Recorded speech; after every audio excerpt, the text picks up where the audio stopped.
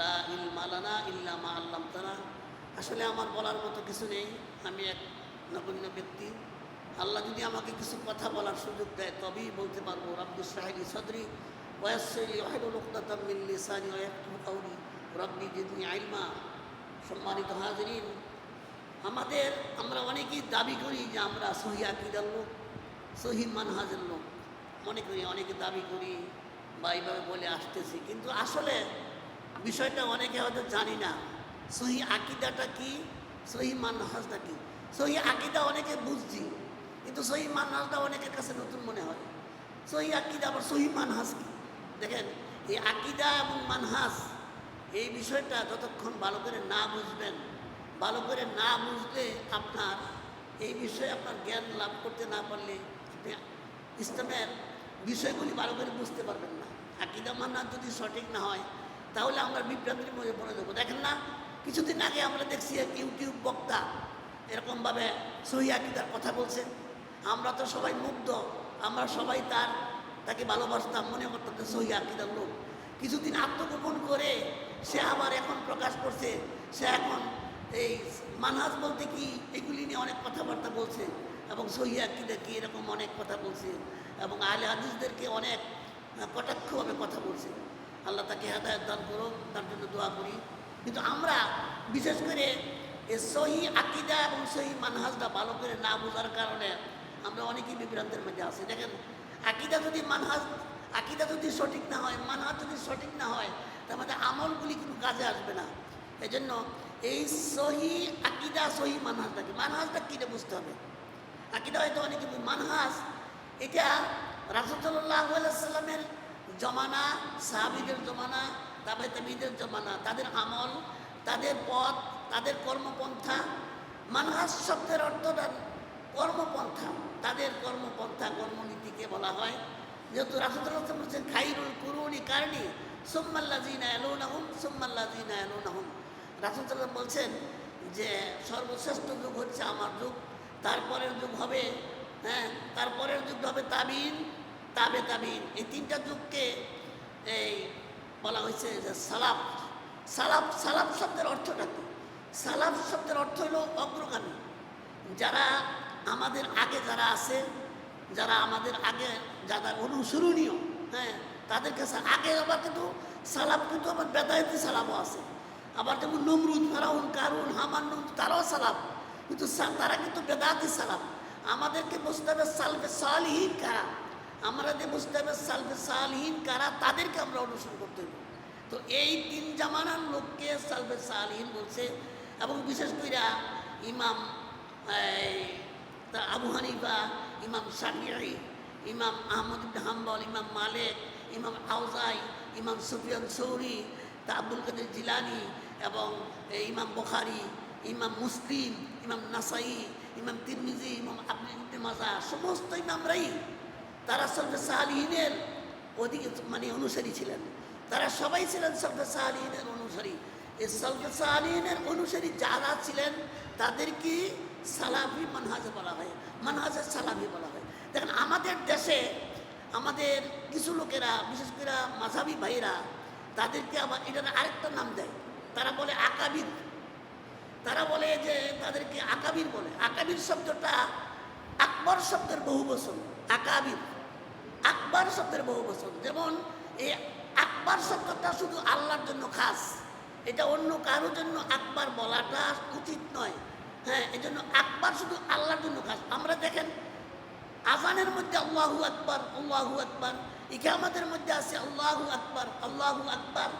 আবার তাসবিহ তাহলিল আমরা করি আল্লাহু আকবার, আল্লাহু আকবার। এই যে এক শ্রেণীর ভাইয়েরা তাদের পূর্বসূরিকে বলে আকাবির, আকাবির বলে। তো আকাবির বলাটা কতটুকু যুক্তিসম্মত, শরীয়তসম্মত? যেহেতু এই শব্দটা আল্লাহর জন্য খাস, এই জন্য আকাবির বলাটা অনুচিত।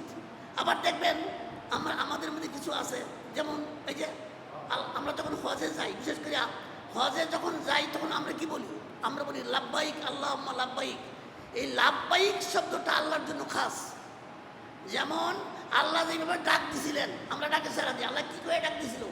আল্লাহ ডাক দিছিল ওয়ালিল্লাহি আলান নাসি হাজ্জুল বাইতি মান ইসতাতা ইলাইহি সাবিলা। মহান আল্লাহ তাআলা আমাদেরকে হজের আহ্বান করলেন, আর আমরা কাবা ঘরে গিয়ে এই জবাব দেই, লব্বাইক আল্লাহুম্মা লব্বাইক লা শারিকা লাকা লব্বাইক ইন্নাল হামদা ওয়ান নি'মাতা লাকা ওয়াল মুলক লা শারিকা লাক। এই লব্বাইক লব্বাইক শব্দটা এটা আল্লাহর জন্য খাস, কিন্তু অজ্ঞতাবশত আমাদের দেশে কিছু মক্তবে বা কিছু ইয়াতে অনেক সময় হাজিরা দিতে গিয়ে লাব্বাইক বলে, এটা ঠিক না, এইটা উচিত না। এই শব্দটা আল্লাহর জন্য খাস লাব্বাইক, এবং আল্লাহ এবং রাসূলের জন্য খাস। এই যেমন সাহাবীদেরকে যখন রাসূল ডাকতেন, ইয়া আবু বকর, ইয়া উমর, ইয়া উসমান, ইয়া আবু হুরায়রা, তখন তারা জবাব দিতেন, ইয়া রাসূলুল্লাহ, লাব্বাইক ইয়া রাসূলুল্লাহ, এইভাবে বলতেন। এই লাব্বাইক শব্দটা এটা আল্লাহ এবং রাসূলের জন্য খাস, এটা উচিত না আমরা অন্য সাধারণ মানুষের জন্য ব্যবহার করি। এরকমভাবে আরও কতগুলি শব্দ আছে। দেখেন আমাদের দেশে দেখবেন মাওলানা বলে, মাওলানা, এই মাওলানা শব্দটা আল্লাহর জন্য খাস। কোরআন মাজিদের সূরা বাকারার 256 নম্বর আয়াতে বলা হয়েছে, আনতা মাওলানা ফানসুরনা আলাল কাওমিল কাফিরিন। এই মাওলানা শব্দটা আল্লাহর জন্য খাস, কিন্তু দেখবেন আমাদের বাংলাদেশের প্রেক্ষাপটে মাওলানার অভাব নাই। মাদ্রাসার দরজাটা কয়েকদিন ঘুরছে বারিন্দাদা, নাম দিয়ে লাইছে মাওলানা।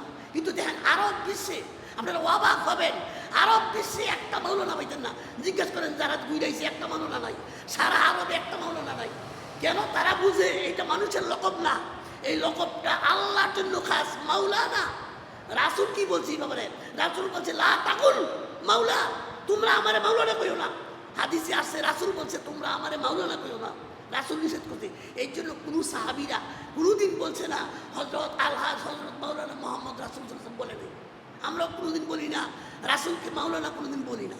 কিন্তু আমাদের এক শ্রেণীর লোক আছে যাদেরকে তারা মাওলানার টাইটেল তো দেয়ই, আরও সে কত টাইটেল, মুহাদ্দিস, মুহাক্কিক, মুফাসসির, আলিম হক্কানি, কুতুবে রাব্বানি, কত যে তাদের লকব।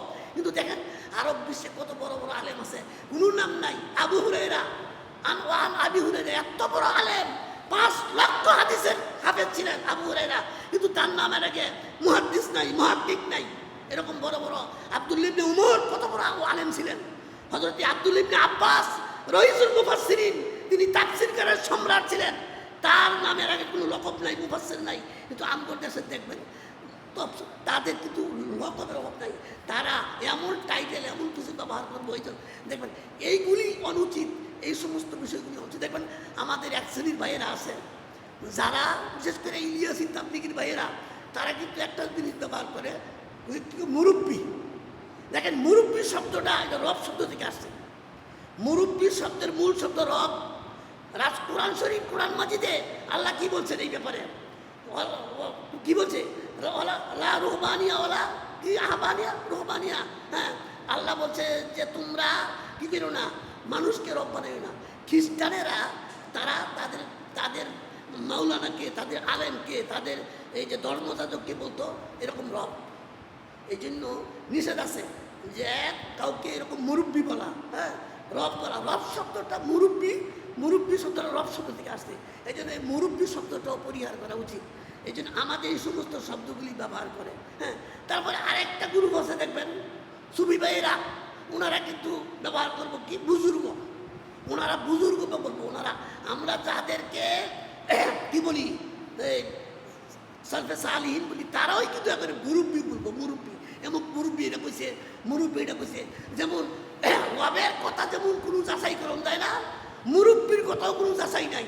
হ্যাঁ, মুরব্বীর কথাও যাচাই নাই। আবার আরেক শ্রেণীর লোক আছে এরা কয় কি বুজুর্গ। বুজুর্গ শব্দটা ব্যবহার, এই শব্দটা আসছে পারস্য দেশ থেকে। ইসলাম গ্রহণের পূর্বে এই পারস্য দেশের অধিবাসীরা ছিল অগ্নিপূজক, মজুসি। তারা ইসলামকে সঠিকভাবে মানতে পারে নাই, তারা ইসলামকে মন থেকে গ্রহণ করতে পারে নাই। এই জন্য তাদের মধ্যে এই সমস্ত কথা, তাদের মধ্যে বুজুর্গি, এবং দেখবেন তাদের বই পুস্তকের মধ্যে বিশেষ করে দেখবেন বুজুর্গদের কিচ্ছা কাহিনী, এবং তাদের এবং তাদের বেশি হইল এই গাইবি আওয়াজ। তারা গাইবি আওয়াজে বিশ্বাস, তাদের বুজুর্গরা, হ্যাঁ, তাদের কাছে এলহাম আসতো, এলকান আসতো, গাইবি আওয়াজ আসতো। একটা বর্ণনা আছে দুররুল মুক্তর, একটা বই আছে আমাদের দেশে, যারা মুক্তি হয় আমাদের দেশ, এই বই এই কিতাবটা পড়ে এবং মুক্তি নেই, সব মুক্তির ওই দুররুল মুক্তর একটা কিতাব আছে পড়ে, এটা এই এই এই কিতাবটা পড়ে আলিয়া মাদ্রাসা তো খালিজি মাদ্রাসা তো পড়ে। দুরুল মুক্ত এই কিতাবের মধ্যে লেখা আছে আবু হানিফা রহমতুল্লাহ তিনি একদিন কাবা ঘরে গিয়ে 2 রাকাত নামাজ পড়ছেন। তো 2 রাকাত সালাত আদায় করতে গিয়া তিনি পুরো এক প্রথম কোরআন খতম করে নিয়েছেন। আমার এটা বুঝে আসে না এটা কেমনে করছে আল্লাহ জানে। পুরো এক প্রথম, আচ্ছা শুন, এক প্রথম কোরআন যদি খতম করে, দেখছেন আপনারা যে যারা নাকি পড়ে কোরআন মাজিদ, বিশেষ করে এই যে খতমুল কোরআন পড়ে হাফিজ সাহেবরা, রেডিওতে দেখছেন রমজানে দেখবেন এরা 18-20 ঘন্টা কম পারে না। 30 পারা পড়তে কম পড়ে 18-20 ঘন্টা লাগে তাদের, তারপরে এটা পড়া হয় না, এইগুলির উচ্চারণ হয় না। কিন্তু কিভাবে উনি নামাজ দেখার 2 রাকাত নামাজের মধ্যে তিনি কিভাবে 30 পারা পড়ছেন এটা আল্লাহ জানে। এর ভিতরে 30 পারা নামাজ পড়তে গেলে তো 2 ওয়াক্ত ফরজ নামাজ নষ্ট হয়ে যাওয়ার কথা, কারণ 18-20 ঘন্টার ভিতরে নামাজ তার কথা। এটা কেমনে পড়ছে তারাই জানে। যাক, এরপরে শুধু পড়ছে তা না, কি কইছে এরপর একটা গাইবি আওয়াজ আইছে। গাইবি আওয়াজ আইয়া বলছে যে আবু হুরায়রা ইমাম আবু হানিফারে বলছে যে তোমার উপর আমি কি হয়ে গেছি, আমি সন্তুষ্ট হয়ে গেছি। হ্যাঁ হ্যাঁ, আমি আল্লাহ তোমার উপর সন্তুষ্ট হয়ে গেছি, তোমার মাযহাব যতজনে মানবে তারা সঠিক পথে চলবে। এরকম এই গাইবি আওয়াজটা যদি হইয়া থাকে বাইতুল্লাহ তো কোনো সময় মানুষ শূন্য থাকে না, সব সময় মানুষ থাকে, দোয়া করে। তো এই শুধু একজন লোকে শুনলো আর কেউ শুনলো না, তাদের বইয়ের মধ্যে লেখলো যে এটা আমি আবু হানিফা রহমতুল্লাহ আল্লাহ গাইবি আওয়াজ দিল আর আল্লাহ তার উপরে রাদিতু বলছে, আল্লাহ তার উপর সন্তুষ্ট আছে বলছে। এই কথাটা কেউ শুনলো না। যদি কথাটা গাইবি আওয়াজ হইতো অন্তত 200 মানুষ শুনতো, হ্যাঁ, কয়েকশো বর্ণনা এটা আসতো, কিন্তু কোথাও আসে নাই। এইভাবে তারা এই সমস্ত কথাবার্তা বলছে, বুজুর্গানে দিন এই করছে, বুজুর্গানে দিন এই করছে। সত্যিকার অর্থে যখন মানুষ মানহাজ থেকে বিকৃতি নেয় তখনই মানুষের মধ্যে এই সমস্ত ভুল আকীদাগুলি মানুষের মধ্যে আসে। তো দেখেন আসলে এই মানহাজ সম্পর্কে, হ্যাঁ, কোরআনে কি বলছে, কোরআনে কি বলছে, হাদিসে কি বলছে, এই হাদিস সালাফ সম্পর্কে রাসূল কি বলছে দেখেন। তিরমিজিতে একটা হাদিস আসছে, রাসূল সাল্লাল্লাহু আলাইহি, এই হাদিসটা বর্ণনা করছে আব্দুল্লাহ ইবনে আব্বাস রাদিয়াল্লাহু তাআলা। তিনি বলতে করছেন যে রাসূল সাল্লাল্লাহু একদিন একটা কবরের পাশ দিয়ে গেলেন, যাওয়ার পরে তিনি বলেন আসসালামু আলাইকুম ইয়া আহলাল কুবুর, হ্যাঁ, ইয়াগফিরুল্লাহু লাকুম আনতুম সালাফুনা ওয়া নাহনু আসল। তিনি এই দোয়াটা বললেন যে আমরা তোমাদের কি, আনতুম সালাফুনা, তোমরা আমাদের সালাফ আর আমরা তোমাদের অনুসারী, আমরা তোমাদের আসল। এইভাবে তিনি বললেন। হাদিসেও আসছে, কোরআন মাজিদে সূরা তাওবার 100 নম্বর আয়াতে আসছে আস-সাবিকুনাল আউয়ালুনা মিনাল মুহাজিরিনা ওয়াল আনসার ওয়াত্তাবিউ ওয়াল আনসার, হ্যাঁ, ওয়াল্লাযিনা তাবাউহুম বিল ইহসান। এখানে আল্লাহ বলছেন যে মুহাজির আনসার যারা, তারা তোমাদের মধ্যে অগ্রগামী, তারা তোমাদের সালাফ, তারা তোমাদের সালাফ। এবং এইখানে বলছে ওয়াত্তাবিউ, যারা অনুসরণ করলে ইহসান, এই সালাফদেরকে যারা ইহসানের সাথে যারা কি করবে, মান্য করবে, তারাও দেখেন এই ইহসানের সাথে এই খারিজিরা ইহসানের সাথে সালাফদেরকে মানে নাই। খারিজিদের কিতাব কিন্তু কোরআন, তারা কিন্তু কোরআনতে ওই ফয়সালা দেয়, কোরআনতেই কিন্তু দলিল দেয়। তারপরে এই যে শিয়ারা, তারাও কিন্তু মানতে পারে নাই এই সালাফদেরকে ইহসানের সাথে। আল্লাহ কি বলছে যে এই সালাফদেরকে ইহসানের সাথে মানতে হবে। ইহসানের সাথে খারিজিরাও মানে নাই, শিয়ারাও মানে নাই। দেখেন তাদের কিন্তু আলাদা, তাদের কালেমা আলাদা। আমরা যারা সালাফের অনুসারী, সালাফি মানে সালাফিদের অনুসারী, আমাদের কালিমা হচ্ছে লা ইলাহা ইল্লাল্লাহ। এই কালিমার অর্থ কিন্তু অনেকে জানি না, আমরা এমন একটু জানি না, এখন বললে অনেকে কই পারতাম না। আমাদের এই কালিমাটার অর্থ হইল, আমরা যারা সালাফি, আমাদের কালিমাটার অর্থ হইল লা মাবুদা বিহাক্কিন ইল্লাল্লাহ, লা মাবুদা বিহাক্কিন ইল্লাল্লাহ। এটা হলো সালাফদের কালিমার অর্থ। আর খারিজিরা অর্থ নিছে, এইটার অর্থ নিছে যে এই লা হাকামা ইল্লাল্লাহ। খারিজা অর্থ নিছে লা হাকামা ইল্লাল্লাহ। আবার শিয়ারা অর্থ নিছে, হ্যাঁ, তারা অর্থ নিছে এইভাবে যে এই লা খালিফাতা ইল্লাল্লাহ, আল্লাহ ছাড়া কেউ খলিফা নাই, আর রাসূলের ওই আহলে বাইত ছাড়া কারো ইমামত নাই। এইভাবে এক একজন এক এক মানহাজ। দেখেন আসলে কোরআন এক, হাদিস এক, কিন্তু মানুষ কেন বিভ্রান্ত হয়েছে? রাসূল বলছে আমার উম্মতের মধ্যে 73টা দল হবে। বনি ইসরাঈলের 72টা দল ছিল, আমার উম্মত 73 দলে বিভক্ত হবে। এর মধ্যে কুল্লুহুম ফিন্নার, সবাই জান্নাতে জাহান্নামে যাবে, ইল্লা ওয়াহিদ, একটা দল ছাড়া। এই দলটা কারা? রাসূল প্রশ্ন করছে, রাসূল বলছে মান আলাইহি আসহাবি। সেই দলটা হলো যে যাদের আকীদা মানহাজ আমার সাহাবী, আমি এবং আমার সাহাবীদের সাথে মিলবে, তারা হচ্ছে সেই দল। এখন বিষয় হচ্ছে খারিজিরা যেই দলিল দেয় এটা কোরআন তুই দেয়, ইনিল হুকমু ইল্লা লিল্লাহ। দেখেন তাদের দলিল কিন্তু কোরআনে আছে যে আল্লাহ ছাড়া কেউ বিচার মানা যেত না।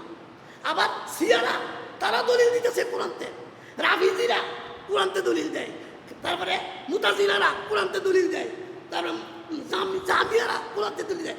যত দল মত সবাই দলিল দেয় কোরআনতে। কিন্তু বিষয়টা কি? বিষয় হলো কোরআন হচ্ছে কি কি বলে, কোরআন হচ্ছে সংক্ষিপ্ত। হ্যাঁ, এটা বলে মুজমাল। কোরআন হচ্ছে সংক্ষিপ্ত আর হাদিস হচ্ছে কি বিস্তারিত মুফাসসাল। এই কোরআনকে তারা অর্থ বিকৃতি করে, কোরআনের অর্থ বিকৃতি করে হাদিস দিয়ে কিন্তু পারে না। হাদিস এই জন্য তারা হাদিস বিদ্বেষী। দেখবেন যারা ওই মানহাজ মানে না তারা কিন্তু কোরআনের দোয়াই দিব, কারণ কোরআনকে তাদের ইচ্ছা মতে ব্যাখ্যা দিতে পারবে। হাদিস কিন্তু তাদের ইচ্ছা মতো ব্যাখ্যা দিতে না, কারণ হাদিস তো নিজেই ব্যাখ্যা, হাদিস তো কোরআনেরই ব্যাখ্যা। এই জন্য তারা বিদ্বেষী হাদিস। আবার বলে কি জানেননি, হয় সুন্নাহ মানতে হবে, হাদিস মানা যাবে না। কেন মানা যাবে না? হাদিস মানতে গেলে তাকে বন্ডামি ধরা হয়ে যাবে।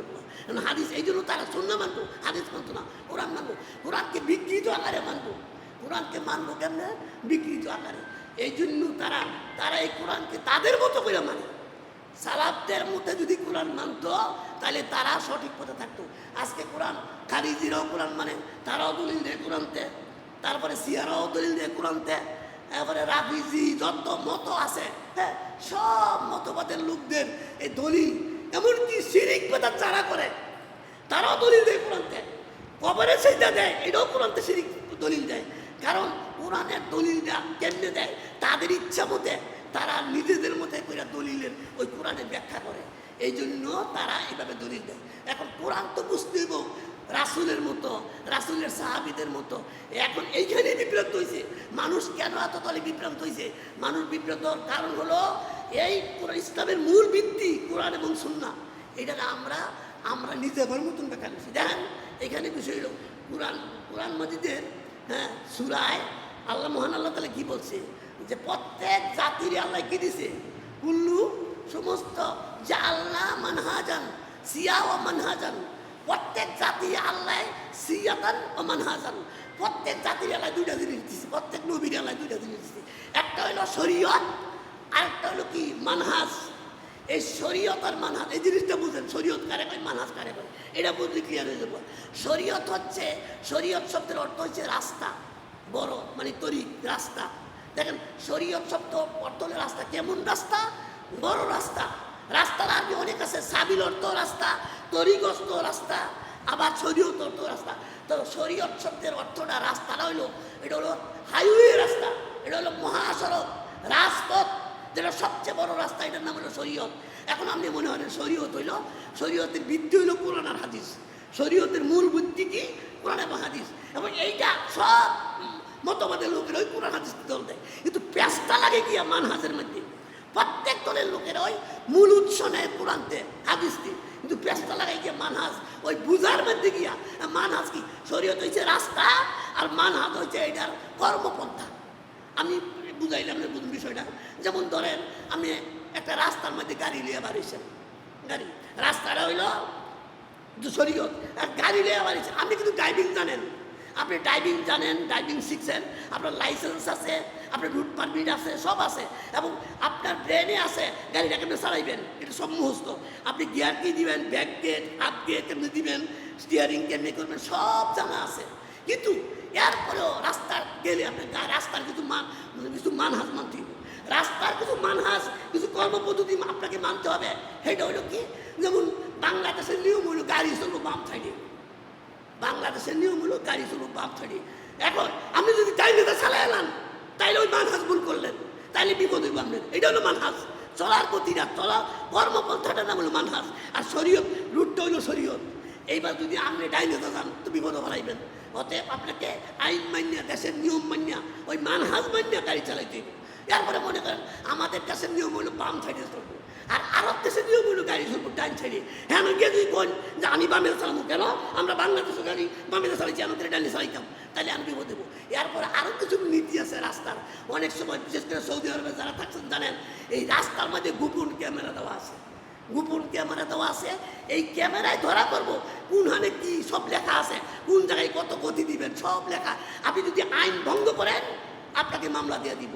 অর্থাৎ এইগুলি হচ্ছে মানহাজ। আজকে সবাই কিন্তু হ্যাঁ এই আকীদা শরীয়ত সবাই কিন্তু বুঝে, কিন্তু মানহাজে গিয়ে ফাঁস লাগাই দেয়।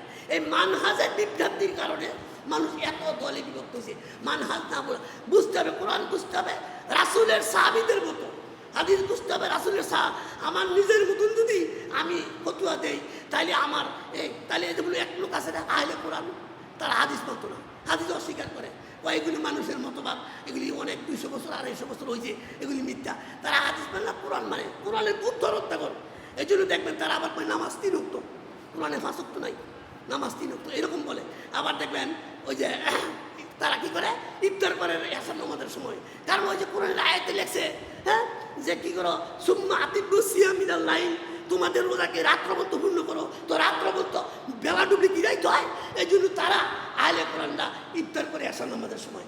এই জন্য আপনি যদি এখন রাসূলের হাদিস পড়েন, রাসূলের হাদিস পড়ে বেলা ডুববার সাথে সাথে ইফতার করবেন। এবং রাসূল বলছে আমার উম্মত ততদিন কল্যাণে থাকবে যতদিন সাথে সাথে ইফতার হওয়ার সাথে সাথে ইফতার করবে, ততদিন কল্যাণে থাকবে। অথচ এই জিনিসটা না বোঝার কারণে এরকম হচ্ছে।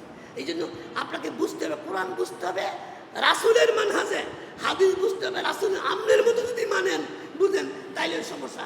আজকে যতগুলি বিভ্রান্তির লোক আছে তারা চেষ্টা করছে কোনো, তারা কোরআন হাদিসকে নিজের বায়ে বুঝতে গিয়া নিজের মতে গিয়ে বুঝছে। এই জন্য আজকে মানহাজ না বোঝার কারণে, মানহাজ না বোঝার কারণে এত বিভ্রান্ত, এত দল, এত মত হয়েছে। এই যে 72-73 দল যেগুলি হয়েছে এগুলি প্রত্যেকটা কিন্তু এই মানহাজ না বোঝার কারণে। মানহাজ এমনটা মানহাজ কিন্তু আকীদার চেয়ে কোনো কোনো জায়গায় বেশি গুরুত্ব। অনেক সময় মানহাজ বিভ্রান্তির কারণে আকীদা পর্যন্ত নষ্ট হয়ে যায়। এই জন্য আপনার যদি মানহাজ সঠিক না হয়, মানহাজ যদি সালে না হয় তাহলে আপনার আকীদাও নষ্ট হয়ে যাবে। এই জন্য মানহাজ হচ্ছে আপনার জীবনের চলার গতি, আপনি কিভাবে চলবেন রাসূলের আদর্শ অনুযায়ী, রাসূল যেখানে যেভাবে যা বলছে এবং সাহাবীদের অনুকরণে ওই অনুযায়ী আমল না করেন তাহলে আপনার মানহাজ সঠিক হবে না। এবং সঠিক মানহাজ যদি না আনেন যত আমল করেন কোনো কাজে আসবে না, হাবা মানসুরা, এই আমলগুলি ধুলিকোনায় করা হতে হবে। এই জন্য আমল করতে হবে রাসূলের মতো, সাহাবীর মতো, তাদের মতো। এখন এই মানহাজ বাদ দিয়া আপনি যদি নিজে নিজে বুঝা আমল করেন তাইলে বিভ্রান্তি বুঝতে পারবেন।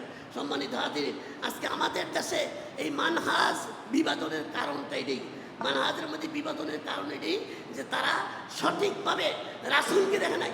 যেমন সূরা নূরের 31 নম্বর আয়াত রাত্রে নাজিল হয়েছে, রাত্রে নাজিল হয়েছে পরে রাসূল আসার নামাজের সময় সবাই বলে দিচ্ছে আয়াতটা। এই আয়াতটা হইল কি কুল্লিল মুমিনিনা ইয়াগুদ্দু মিন আবসারিহিন্না, এরপরে বলা হয়েছে মহিলারা যেন কী করে তাদের বুকের উপর একটা বড় একটা উন্না দেয়। এই আয়াতটা যখন রাসূল নাজিল হয়েছে আসার নামাজের সময় রাসূল বলে দিছে, সাহাবীরা প্রত্যেকের বাড়ি দিয়ে গিয়া প্রত্যেকের বাড়িতে তাদের স্ত্রীর বলছে যে কোরআনের একটা নতুন আইন আইছে, এরকমভাবে একটা বড় বুকের উপর একটা বড় উন্নতি তৈব।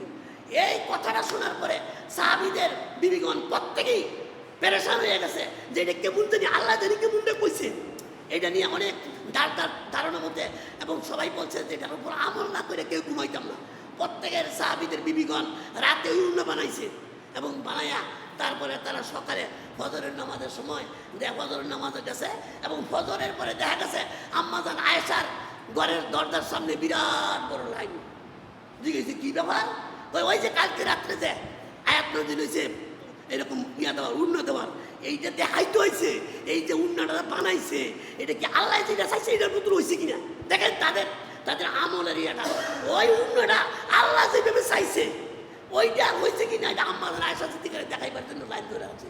আর আজকে আমরা 500 বছর পরে কেউ কইল যে আপনারা মুখ ঘোরার তো হাদিস কোরআনে নাই, আপনারা বুরকা দিবেন, মুখ খুলে রাখবেন। আপনারা 500 বছর পরে কইবেন একজনে যে মুখ ঘোরার তো কোরআনের আয়াত নাই, অতএব মুখ খুলে রাখতে চলবো। কিন্তু দেখতে হবে রাসূলের বিবিগণ মুখ খুলে রাখছে কিনা, সাহাবীরা মুখ খুলে রাখছে কিনা। এইভাবে যদি না হয় আপনি 500 বছর 1000 বছর পরে নতুন একটা আবিষ্কার করবেন আর কোরআনের দলিল দিবেন। কোরআন কি রাসূল সাহাবীরা বুঝে নাই? এজন্য আপনাকে বুঝতে হবে কোরআন বুঝতে হবে রাসূলের সাহাবীদের আদলে নিজের মতো যদি কোরআন বুঝেন, এই জন্য আপনি বিভ্রান্ত হবেন। এই মানহাজ, এটা নবী মানহাজ। মানহাজ হলো ওই যে সালাফদেরকে অনুসরণ করবেন, সরবে সালিনের অনুসরণ করবেন, আইয়ের মুস্তাহিদিন তাদেরকে অনুসরণ করবেন, এবং পরবর্তীতে যারা এই সালাফদেরকে অনুসরণ করবে, এবং সালাফদের অনুসরণ করার দলিলটা কি? আপনি কেন সালাফদের অনুসরণ করবেন? সূরা নিসার 115 নম্বর আয়াত, ওয়া ইশাদিকুর রাসূল মিন বাদি মা তাবায়্যানা লাহুল হুদা ওয়াত্তাবি গায়রা সাবিলিল মুমিনিন নুওয়াল্লিহি মা তাওয়াল্লা ওয়া নুসলিহি জাহান্নাম ওয়া সাআত মাসিরা। দেন আল্লাহ কি কইছে এখানে? ওয়া ইশাদিকুর রাসূল, যারা মিন বাদি কি লিখছে? মিন বাদি মা তাবায়্যানা লাহুল হুদা, হেদায়েত স্পষ্ট হওয়ার পরে যারা রাসূলের বিরুদ্ধে চারণ করবে, এবং কি বলছে? ওয়াত্তাবি গায়রা সাবিলিল মুমিনিন। এই গায়রা সাবিলিল মুমিনিন বলতে সাবিল শব্দের অর্থ মানহাজ, সাবিল অর্থ রাস্তা, এখানে মানহাজ বলছে ওই সাহাবীদের গায়রা সাবিলিল মুমিনিন, এই মুমিনদের রাস্তা। এই মুমিনটা বুঝেন, এটা কি আনগর দেশের মুমিন? তখনকার জমানার মুমিন, তখনকার জমানার মুমিন ছিলেন সাহাবীরা। অতএব এখানে আল্লাহ বুঝাইছে সাহাবীদের আদলে, যদি না হয়তো হবে না। এই জন্য আপনি অনুকরণ করবেন কিভাবে? সালাফদের, সাহাবীদের। ওই মুমিন বলতে ওই জামানার সাহাবীদেরকে বুঝাইছে, তারা মুমিন, তাদের ওই জামানার মুমিন হতো সাহাবীরা। এই সাহাবীদের অনুসরণ করার কথা এ সূরা নিসার 115 নম্বর আয়াতে বলছেন। এই জন্য নুওয়াল্লি মা তাওয়াল্লা, আর তারা কি করে মানে না, এলাদেরকে আমি দেই, তাদের ইচ্ছা মতো চলবো। আর নুসলিহি জাহান্নাম, এবং জাহান্নামে তারা পতিত হবে। ওয়া সাআত মাসিরা, আর জাহান্নাম কতই না নির্দিষ্ট। এই জন্য মহান আল্লাহ তাআলা ফরজ কইরা দিছে, কোরআন মানা যেমন ফরজ, রাসূলের বিধান মানা যেমন ফরজ, সালাফি মানহাজ অনুসরণ করা ফরজ। আনাল বিভ্রান্ত হবেন। এই সূরা নিসার 115 নম্বর আয়াতে এখানে মানহাজকে ফরজ করা হয়েছে। যদি আপনি সালাফদের মানহাজ ছাড়া বাইরে যান, তাহলে আপনি বিভ্রান্ত হবেন। কিন্তু আজকে আমরা মনে করি আমরা মানলেই আমাদের ইচ্ছা মতো, আমরা নিজের ইচ্ছা মতো করব, কিন্তু না, আপনার নিজের ইচ্ছা মতো ইসলাম চলবে না। ইসলাম চলবে রাসূল, সাহাবী, তাবিঈন, তাবে তাবিঈন, এই 3 জমানা। রাসূল এই হাদিসে বলছে যে আমার জমানার পরে 3টা জমানা, আমার জমানা, তারপরে তাবিঈ, আমার জমানা তো সাহাবীদের জমানা। খায়রুন নাসি কুরুনি সুম্মাল্লাযীনা ইয়ালুনহুম সুম্মাল্লাযীনা ইয়ালুনহুম, আমার জমানা মানে সাহাবীদের জমানা, তারপর তাবিঈ, তাবে তাবিঈন, এই 3 জমানার লোকদেরকে অনুসরণ করতে হবে। এর পরবর্তীতে তাদেরকে যারা অনুসরণ করছে তাদের অনুসরণ করতে হবে। এর বাইরে যদি যান তাইলে হবে। আপনি এই জন্য আমাদের মানহাজ না বোঝার কারণে আজকে আমরা এই বিভ্রান্তির মধ্যে আছি, শুধুমাত্র মানহাজ না বোঝার কারণে এত দল মত, এত কিছু। দেখেন এই সমস্ত লোকেরা যারা আজকে মানহাজ না বুঝে, দেখেন তারা কি করে, নিজেদের মতন দলিল দেয়। পীর সাহেবেরা সূরা মায়েদার 35 নম্বর আয়াত দলিল আনছে কি? পীরগিরি জায়েজ। আল্লাহ কইছে, কেমনে কইছে? ইয়া আইয়ুহাল্লাযীনা আমানু তাকুল্লাহ ওয়াবতাগু ইলাইহি ওয়াসিলা। দেন সূরা মায়েদার 35 নম্বর আয়াত। এই পীর সাহেবরা এই আয়াত আনছে। তারা যে পীর সাহেব যে পীরগিরি যে বৈধ, আল্লাহ যে কইছে এটা দলিল। ওয়াবতাগু ইলাইহি ওয়াসিলা, এই ওয়াসিলা দেন, এটা একটা বাংলা আয়াত। এই আয়াতটা কিন্তু বাংলা আয়াত। বাংলা আয়াত কেন বলি? আরবিতে কোরআনে যা আছে সব আরবি শব্দ, কিন্তু এই শব্দটা, উসিলা শব্দটা বাংলায় ব্যবহার করে। একটা সাধারণ মানুষ বুঝি উসিলা মানে মাধ্যম, তো পিছনে বুঝাই রাখছে উসিলা ছাড়া কাম হইতো না বাবা। অত্যাগুই রে উসিলা, উসিলা ধরো। একটা সাধারণ মুলুকে এই আয়াত পয়রা কয় ওই যে বিচার ধর্ম নেবো, আল্লাহ কইছে উসিলা ধরবা লাগে। কিন্তু উসিলার ব্যাখ্যা কি আপনারা জানেন? তাফসিরে বাইজাবি, তাফসিরে কাশরাফ, তাফসিরে ইবনে বাজার, তাফসিরে কাসির, ইবনে কাসির, সবগুলি তাফসির দেয় কি লেখছে। এইখানে প্রথম অংশটা হলো ইয়া আইয়ুহাল্লাযীনা আমানু তাকুল্লাহ। এই আমানু তাকুল্লাহ দিয়ে বুঝাইছে তোমরা আল্লাহর ফরজ বিধানগুলি পালন করো, হারাম থেকে বর্জিত থাকো। পরের অংশ হলো ওয়াবতাগু ইলাইহি ওয়াসিলা। এই ওয়াবতাগু ইলাইহি ওয়াসিলা শব্দের অর্থ নৈকট্য। এই ওয়াসিলা শব্দের বাংলা হলো কি করা? নৈকট্য অর্জন করা। কুরবা, আরবি হলো কুরবা, নৈকট্য। এখানে মুফাসসিররা বলছে ওয়াসিলাটা বুঝাইছে নফল ইবাদত আর মাকরুহ থেকে বিরত থাকা। কিন্তু হিসাবরা বুঝাই লাইছে যে উসিলা ধরো, উসিলা না ধরলে নাজাত নাই। এইভাবে দলিল দিয়ে সাধারণ মানুষের বুঝাই লাইছে যে উসিলা মানে ভিড় দৌড় দইব বাঁচতে হইলে। এবং কেউ তো বলছে যে যার পীর নাই তার শির নাই, যার পীর নাই তার শির শয়তান। দেখেন মানুষকে বিভ্রান্ত করার জন্য এইভাবে কোরআনতে দলিল দেয়। আবার দেখেন তাবি শ্রেণীর লোক তাবিজের ফতুয়া দিবার লাগি কোরআনতে দলিল দেয়। রাসূল কি বলছে? মান তাআল্লাকা তামিমাতান ফাকাত আশরাকা। রাসূল বলছে যে তামিমা তাবিজ, তাবিজ আসলে আমরা এখানে দেখেন একটা শুভঙ্করের ফাঁকি আছে, মানুষকে বোকা বানাইবার লাগি চালাকি কইরা, হ্যাঁ অনেক বুদ্ধিমান, এটার নাম দিয়েছে তাবিজ, কিন্তু এটা তাবিজ না, এটার নাম হলো তামিমা। তাবিজ শব্দের অর্থ হলো পানা চাওয়া। তাবিজ কিন্তু শরীয়তে জায়েজ। তাবিজ শব্দের অর্থ হলো পানা চাওয়া, আশ্রয় চাওয়া। তাবিজের সূরা আছে, 3টা সূরা আছে কোরআনে, তাবিজ পানা চাওয়ার দোয়া। সূরা ইখলাস, সূরা নাস, সূরা ফালাক, এই 3টা সূরা হলো তাবিজের সূরা। তাবিজ মানে পানা চাইবেন, আল্লাহর কাছে আশ্রয় চাইবেন। এই জন্য আমরা কি করি? প্রত্যেকদিন সকাল সন্ধ্যায় আমাদের আমলের মধ্যে সূরা পড়ি, এই 3টা সূরা পড়ি, সকাল সন্ধ্যায় পড়ি। আবার রাত্রে ঘুমাইবার সময় সূরা ইখলাস, সূরা নাস, ফালাক পড়ি। এটা হলো তাবিজ মানে পানা চাওয়া। এরা দেন চালাকি কইরা, এরা কত চালাক। এই তামিমের নাম দিছে তাবিজ, তামিমা শব্দের নাম তাবিজ, তাবিজ দিছে। তাইলে তোর সমস্যা, তাবিজ তো জায়েজ, কিন্তু এটা আসলে তাবিজ না। কোরআনে যেটা লেখা দিছে এটা তাবিজ না। দেখেন এটা দলিল দেয়, কিটা দলিল দেয়, কোরআনতে দলিল দেয়। আপনি কি কইবেন? দুরান দলিল দেয়। সূরা আপনার ওই যে বানি ইসরাইলের 82 নম্বর আয়াত, সূরা বানি ইসরাইলের 82 নম্বর আয়াত থেকে কইছে, হ্যাঁ, অনুনাজ্জিলু মিনাল কুরআনি মা হুয়া শিফাউন ওয়া রাহমা। দেখেন কি কইছে, তারা কইতাছে যে কোরআন হইছে শিফা, আরোগ্য এবং রহমত। তোর কি বলে গেল? কোরআন আল্লাহ কইছে শিফা, রহমত, এই জন্য তারা তাবিজ দেয়। দেখেন দলিল দিয়ে লাইছে, কিন্তু তাবিজ শব্দটা অর্থ একটা, আর তামিমা এটা হলো হারাম, শিরিক। রাসূল বলছে মান তাআল্লাকা তামিমান ফাকাত আশরাকা, যে তামিমা জুড়াইলো সে কি শিরিক করলো। একটা হাদিসে আসছে রাসূল 9 জন লোক আসছিল রাসূলের কাছে বায়াত দিবার লাগি। রাসূল 8 জনকে কালেমা পড়াইছে, আর একজনকে পড়াইলো না। লগের লোকেরা কইতেছে ইয়া রাসূলুল্লাহ, আমার লগের সাথী ভাইয়েরা কালেমা পড়াইতেন না, তার গলার মধ্যে তাবিজ আছে। অতএব সে শিরিক অবস্থায় আছে। তারপরে তার গলার তাবিজ কাটছে পরে রাসূল তারে বায়াত করলেন, এই ইসলামের দীক্ষিত করলেন। কিন্তু অথচ এই লোকের আজকে তাবিজ দিয়া কইতাছে ওইটা সুন্দর, এটা তামিমারে তারা নাম দিয়েছে তাবিজ। এইভাবে মানুষকে ধোঁকা দিয়া বোকা করতেছে। এবং কোরআন থেকে আপনি আশ্চর্য হয়ে যাবেন যে প্রত্যেকটা শিরিকের দলিল কোরআন দিতেছে, আর সাধারণ মানুষ বুঝতেছে কোরআনকে। দেন এরপরে কি করছে? এরপরে এই যে রাসূলের নূরের তৈরি অস্বীকার করতে না, কোরআনের আয়াত দিয়ে কইতাছে। এই যে সূরা মায়েদার 15 নম্বর আয়াত, কাদ জাআকুম মিনাল্লাহি নূরুন ওয়া কিতাবুম মুবিন। দেখেন তারা কইছে ওই যে নূরুন, রাসূল তো নূরের তৈরি। দেখেন এখানে তাফসীরটা কি আছে? তাফসীর আছে নূরুন আলো, তবে নূরুন ওয়া কিতাবুম মুবিন। কোরআনের একটা ভাষা হইল প্রথমে একটা শব্দ আসবে, পরের শব্দটা তার ব্যাখ্যা আসবে। নূর শব্দের ব্যাখ্যা আছে ও কিতাবুম মুবিন। নূর শব্দের ব্যাখ্যাটা হলো পরের শব্দটা ও কিতাবুম মুবিন, এটা হলো নূরের ব্যাখ্যা। একজন তাবি এটার ব্যাখ্যা করছে নূর মানে মুহাম্মদ সাল্লাল্লাহু আলাইহি ওয়াসাল্লাম। তার ব্যাখ্যাটাও কিন্তু ভুল না। কোন দিক থেকে কইছে দেখেন, যে এই তাবি বলছে নূর দিয়ে মোহাম্মদকে বুঝাইছে, মোহাম্মদ সাল্লাল্লাহু আলাইহি ওয়াসাল্লামকে, তিনি ওই দৃষ্টি থেকে বুঝাইছে যেহেতু নূর মানে আলো, আর জ্ঞানকে আলোর সাথে তুলনা করছে।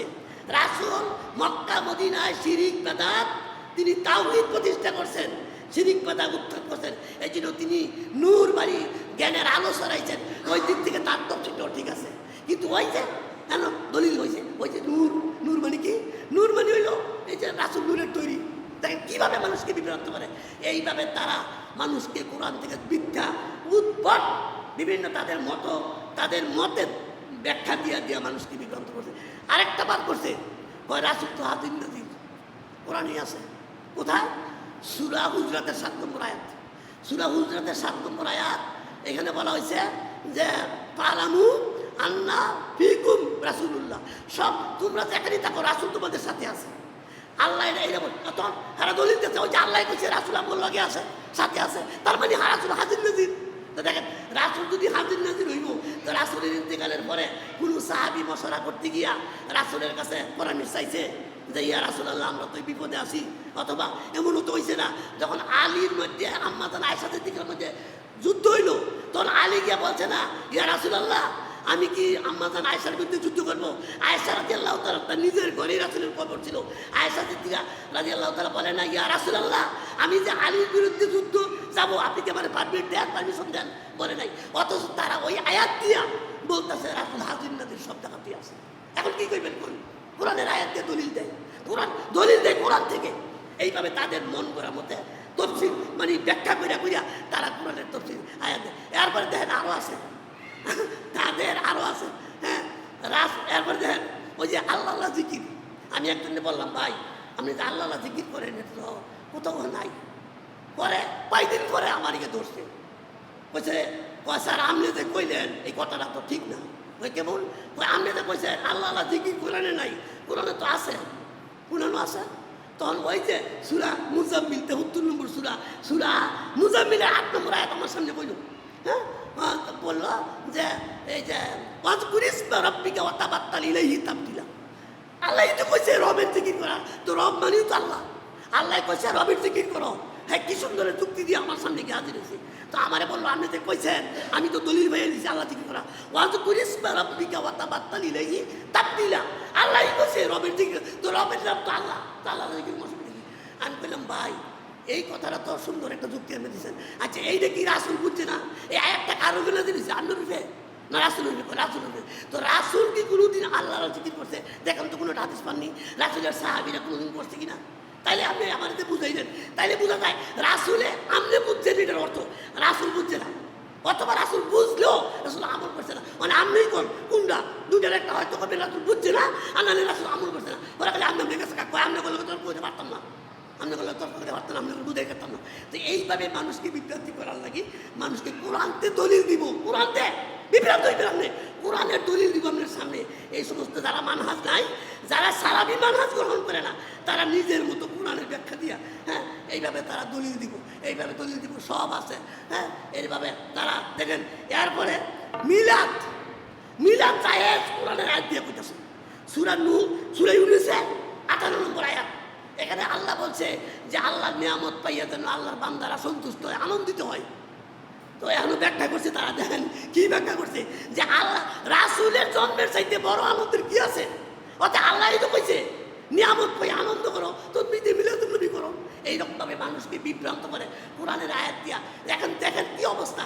এই জন্য কোরআন বুঝতে হবে সালিহিনের মধ্যে। আপনার মধ্যে যদি কোরআন বুঝেন তো এরকম নূর, রাসূল নূরের তরি, রাসূল স্বল্প দেখায় থাকবো এরকমভাবে। আর যদি কোরআন বুঝেন রাসূলের ভাবে, সাহাবীদের কাছ থেকে তফসিল নেন, তাইলে সঠিকটা পাবেন। এখন বুঝেন আমরা কোনটা নেওয়া উচিত। এইভাবে মানুষকে এই সলফে সালিহিন সালাফি মানহাজের অভাবে, সালাফি মানহাজ না থাকার কারণে, মানহাজের সালাফিয়া না থাকার কারণে আজকে আমাদের সমাজে এই সমস্ত বিভ্রান্তির সৃষ্টি হয়। মানুষ এই নিজে ব্যাখ্যা কইরা, নিজে কোরআনের ব্যাখ্যা কইরা এই বিভ্রান্তির সৃষ্টি হইতেছে। আল্লাহ যেন এই সমস্ত ক্ষেত্র থেকে আমাদেরকে রক্ষা করে। ওয়া আকুলি কাউলি হাযা ওয়াস্তাগফিরুল্লাহ সুবহানাকাল্লাহুম্মা ওয়া বিহামদিকা আশহাদু আল্লা ইলাহা ইল্লা আনতা আস্তাগফিরুকা ওয়া আতুবু ইলাইক।